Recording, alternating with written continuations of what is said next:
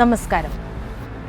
146 കോടി ജനങ്ങൾ തിങ്ങിപ്പാർക്കുന്ന ഭാരതത്തിൽ വെറും 2.26% മാത്രം വരുന്ന, കൃത്യമായി പറഞ്ഞാൽ 3.3 കോടി മാത്രം വരുന്ന ക്രിസ്ത്യാനികളിൽ സ്വന്തം ഇഷ്ടാനുസരണങ്ങളൊക്കെ ഉപേക്ഷിച്ച് സാമൂഹിക സാംസ്കാരിക ഉന്നമനത്തിന് ഒതുങ്ങുന്ന രീതിയിൽ ജീവിതം സമർപ്പിച്ച നമ്മുടെ വൈദികരെയും സിസ്റ്റേഴ്സിനെയും ചുറ്റിപ്പറ്റി ഈ സമകാലിക കാലയളവിൽ ആർത്തിരമ്പുന്നത് ആർഷഭാരത സംസ്കാരത്തിന്റെ ചുവട് തന്നെ ഇളക്കിമറിക്കുന്ന, കോലിളക്കുന്ന മതപരിവർത്തകർ, മനുഷ്യക്കടത്തുകാർ എന്ന നാമവിശേഷണങ്ങളൊക്കെയായിട്ടാണ്.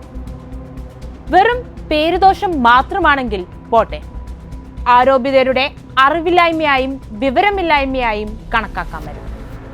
പക്ഷേ ഇത് അങ്ങനെയല്ലല്ലോ. ജാർഖണ്ഡിലെ പാർശ്വവൽക്കരിക്കപ്പെട്ട മനുഷ്യർക്ക് വേണ്ടി ജീവിതം കാഴ്ചവെച്ച ഫാദർ സ്റ്റാൻ സ്വാമി, ഇൻഡോറിലെ സിസ്റ്റർ റാണി മരിയ 2021 മനുഷ്യക്കടത്താണെന്ന പേരിൽ അടിസ്ഥാനരഹിതമായ കേസ് ചുമത്തി ഈയിടെ കേസിൽ നിന്ന് പൂർണ്ണമായി വിമുക്തരാക്കപ്പെട്ട തൃശൂരിലെ 2 സിസ്റ്റേഴ്സ്, ഇപ്പോഴേതാ ഹിന്ദുത്വ സംഘടനയായ ബജ്രംഗ് ദൾ പോലുള്ള കടുത്ത വർഗീയവാദികളുടെ ആരോപണങ്ങളെ മുൾമുനയിൽ നിർത്തി ഛത്തീസ്ഗഡിലെ ജയിലറകളിലിട്ട നിരപരാധികളായ സിസ്റ്റർ വന്ദന, സിസ്റ്റർ പ്രീതി, ഇതെല്ലാം ഭരണഘടനാപരമായ മതസ്വാതന്ത്ര്യങ്ങളെ വെല്ലുവിളിക്കുന്നവയാണ്. നമുക്ക് വിഷയത്തിലേക്ക് കടക്കാം. മതപരിവർത്തനം, മനുഷ്യക്കടത്ത്, ഇതൊക്കെയാണല്ലോ നമ്മുടെ സാമൂഹിക പുരോഗമനത്തിനു വേണ്ടി വിദ്യാഭ്യാസ സ്ഥാപനങ്ങൾ, ആശുപത്രികൾ, ആതുരാലയങ്ങൾ തുടങ്ങിയവ നടത്തിപ്പോരുന്ന, സേവനങ്ങൾ ചെയ്തു പോരുന്ന സിസ്റ്റേഴ്സിനെയും വൈദികരെയും പറ്റി പറയുന്നത്. എന്താണേലും ശക്തമായ മതപരിവർത്തനമാണെന്ന് തോന്നുന്നു. അതുകൊണ്ടാണല്ലോ ഈ 146 കോടി അടങ്ങുന്ന ഭാരതീയരിൽ വെറും 2.26% മാത്രമായി ക്രിസ്ത്യാനികൾ ഒതുങ്ങി നിൽക്കുന്നത്. നമ്മുടെ ഭാരതത്തിന്റെ ഒട്ടേറെ വിഭാഗങ്ങളിൽ സ്ഥാനരോഹിതരായിരിക്കുന്ന രാഷ്ട്രീയ നേതാക്കൾ ഉള്ളടങ്ങുന്ന പല വ്യക്തിത്വങ്ങളും മതപരിവർത്തകർ എന്ന് ചിത്രീകരിക്കപ്പെടുന്ന സിസ്റ്റേഴ്സിന്റെയും വൈദികരുടെയും വിദ്യാഭ്യാസ സ്ഥാപനങ്ങളിൽ നിന്ന് പഠിച്ചിറങ്ങിയവരാണ്. ഉദാഹരണങ്ങൾ നോക്കാം.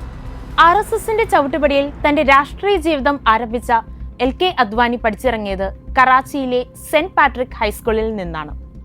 ധനം, കോർപ്പറേറ്റ്, പ്രതിരോധം തുടങ്ങിയ മന്ത്രിസ്ഥാനങ്ങൾ അലങ്കരിച്ച് മൺമറഞ്ഞുപോയ അരുൺ ജെയ്റ്റ്ലി പഠിച്ചിറങ്ങിയതും ന്യൂഡൽഹിയിലെ സെന്റ് സേവിയർ സ്കൂളിൽ നിന്നാണ്. മുംബൈയിലെ ഡോൺ ബോസ്കോ ഹൈസ്കൂളിൽ നിന്നാണ് ഇന്ത്യയിലെ ക്യാബിനറ്റ് വകുപ്പിലെ വ്യാപാരവും വ്യവസായവും കൈകാര്യം ചെയ്യുന്ന മന്ത്രി പീയൂഷ് ഗോയൽ പഠിച്ചിറങ്ങിയത്. കേന്ദ്ര ആരോഗ്യം കുടുംബക്ഷേമ വകുപ്പ് മന്ത്രി JP നദ്ദ പഠിച്ചതും പാട്നയിലെ സെന്റ് സേവിയർ സ്കൂളിൽ നിന്നാണ്.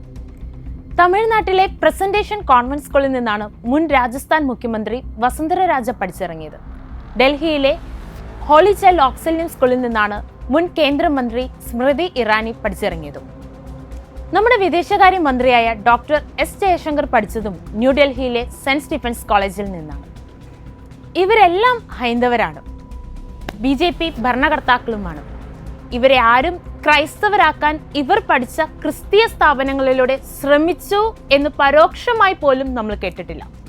സാക്ഷിമൊഴികളുമില്ല.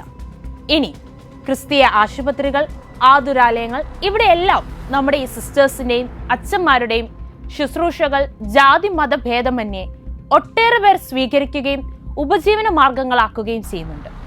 അതുകൊണ്ട് മതപരിവർത്തകർ, മനുഷ്യക്കടത്തുകാർ എന്നൊക്കെ കുറ്റം ആരോപിക്കുമ്പോൾ ചിന്തിക്കുക, ചെന്ന് കാണുക, നമ്മുടെ ചുറ്റുപാടുകളൊക്കെ വീക്ഷിക്കുക. ഈ സിസ്റ്റേഴ്സിന്റെയും വൈദികരുടെയും ശുശ്രൂഷകളുടെ ധ്വനികൾ. നന്ദി.